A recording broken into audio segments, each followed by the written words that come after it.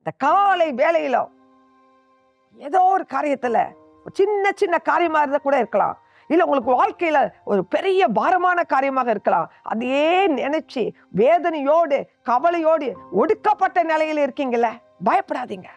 இன்னைக்கு வாங்க ஆண்டவருடைய பிரசன்னத்துக்கு. இன்னைக்கு உங்களுக்கு தேவனுடைய வார்த்தை என்ன தெரியுமா?